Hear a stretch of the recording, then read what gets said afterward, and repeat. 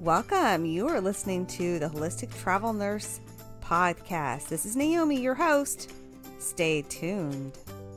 In this episode, I'm going to talk to you and educate you about inflammation.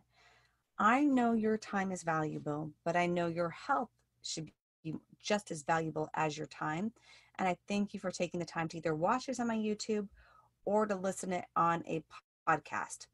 I have a whole bunch of books in front of me. So if I still fumbling through, and if I'm looking down, if you're watching this, please apologize. But I want to make sure you are educated and you're getting something out of my channel or my podcast, that you're taking steps in your health and knowing that you can take care of your health naturally. Well, one of the ways to take care of yourself the best is what I've learned is education. That's one reason, like, I became a nurse. I had a child at home that was sick. We spent 4 years or more in and out of the hospital multiple times with this kid. And it was other nurses that said, you should be a nurse, you should be a nurse. And it was me, one of the last times she was hospitalized, going, okay, God, this is what you want me to do. And then I felt the calling to now educate, because I see our healthcare system, we aren't. And then doctors, most physicians that you're going to see are very limited, only knowing pharmaceutical medicine and not getting the root cause of disease, or nor telling you the best way to manage your health. So this is kind of why I put this channel together, so that I can educate you and help you and not give you any medical advice. Definitely disclaimer, go talk to your doctor, but that you get some tidbits of information of little things that you could be doing to move the needle in your own health, right? Because education is power. And so understanding your body and how it works and things you can do with it naturally from a holistic point of view, meaning all of you, mind, body, soul, spirit, even finances, all come together as you. So those are the things that you're going to hear more and more about with this. But in this episode, we're going to talk about the big killer, the big word that everyone throws about, inflammation. I have 6 books in front of me, and I probably have more behind me, and I have a lot of different books. Of course, you can research it and see which more, but I love when some authors have written some things that really stick out and that I almost highlight with the pen when I read their books. So I will definitely be quoting all these authors that are very impactful, that they put these words and they made these books to help other people with their health. So if you're not a huge book reader like me, you can get a little bit of some of what I'm reading on this channel and really make it beneficial to you. So we're going to start with inflammation and what's the big word and what does it mean. So the definition of inflammation is finally, inflamma is I have it in here real quick. It is it means to ignite, to light on fire. So just think of that when it comes to what inflammation is. I have it tagged here, a little section to read. So inflammation means you ignite, just light on fire. And it's the body's way of, there's good and bad. And so remember, when you cut yourself, there causes a huge inflammation. Your body sends a whole bunch of messengers and things over to the clotting cascade, and to build a clot if it can, and to repair. Okay. But when it's a chronic inflammation is when we have an issue. So an improper inflammation response, and we have these markers and these chemistries in your blood constantly being elevated, then could cause this chronic inflammation, autoimmune issue that could cascade into many different areas. So do you suffer with chronic pain? Then you're someone who's suffering with inflammation there at work. That's exactly it. So I said inflammation comes from that Latin word inflam, remember that, ignite. And if you have heart disease, or know someone who has heart disease, cancer, diabetes, Alzheimer's, autoimmune disease, those are all inflammation-driven diseases. So why don't we take a step back and go, okay, what can we do to manage that? And how can we take care of that naturally? That's what you're going to hear on this channel. or see on my, sorry, there was a little bug flying around. If you watching this and I want to smack it, so you might hear the rustling too. So one of the books he talked about, the more pain, the higher risk of So pain is your body telling you, hey, there's something wrong. There's something wrong.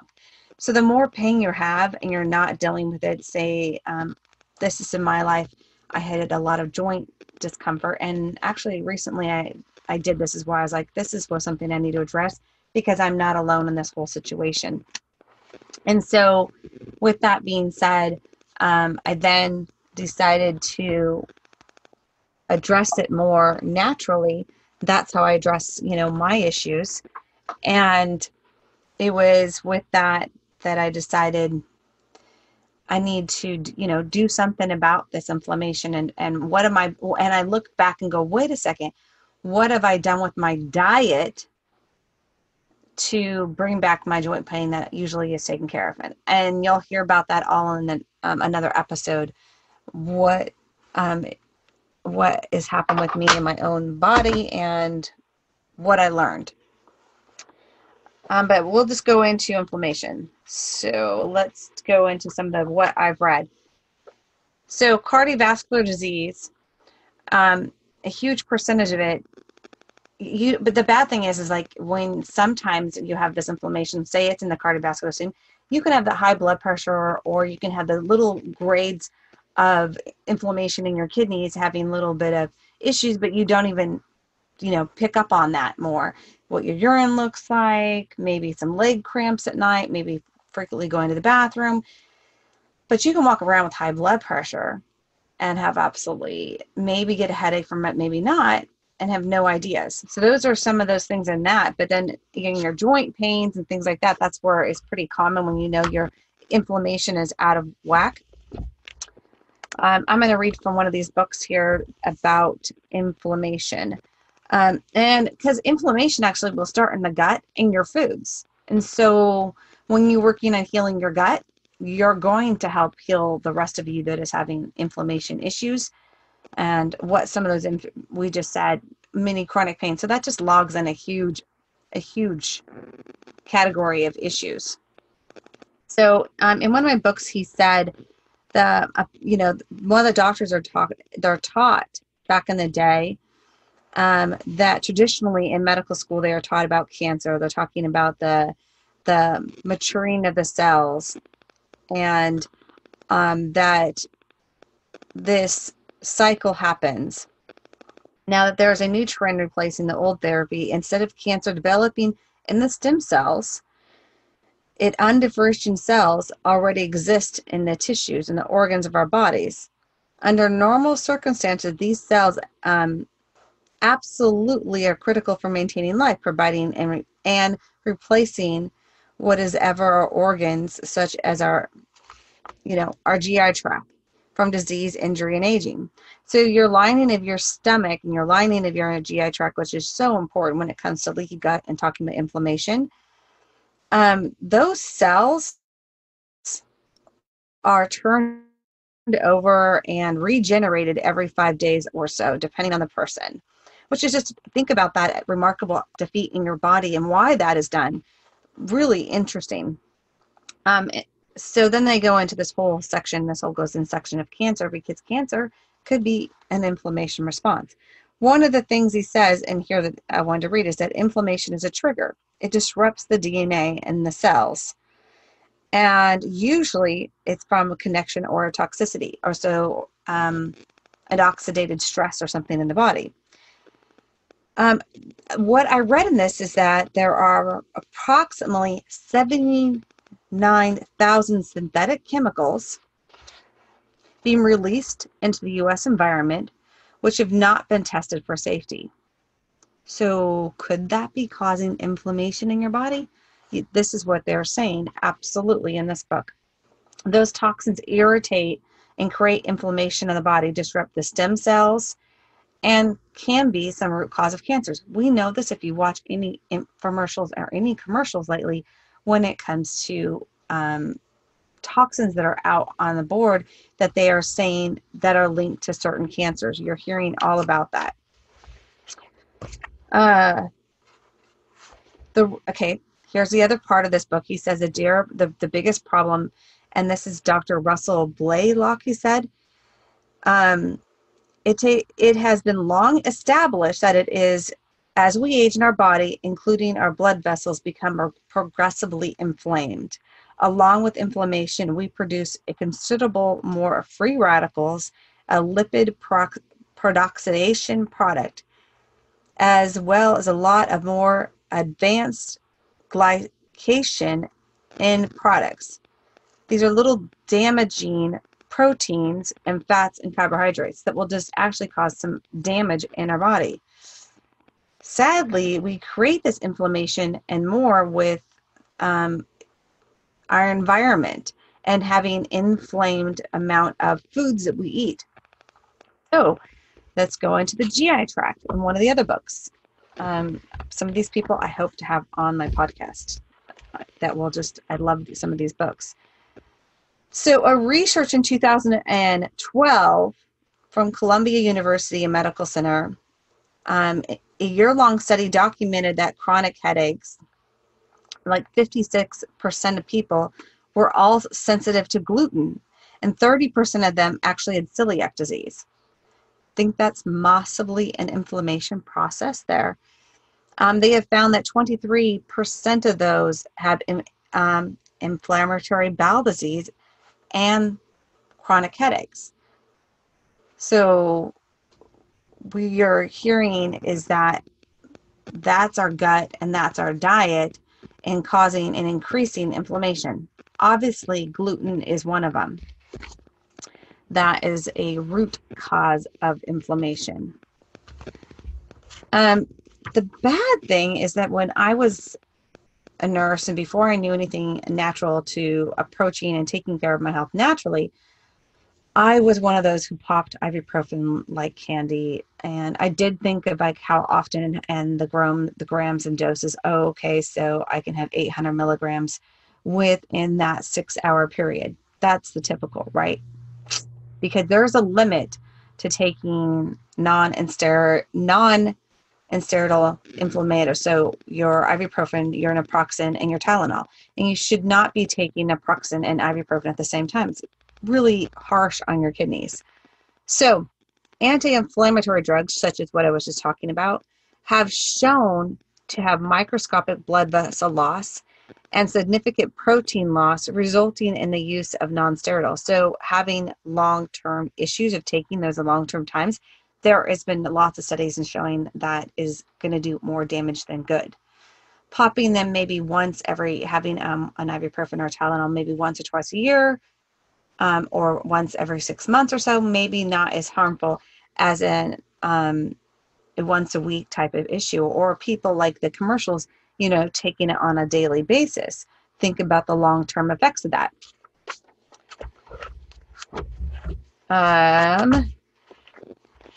I have notes here in these books, so just bear with me as I flip through some pages.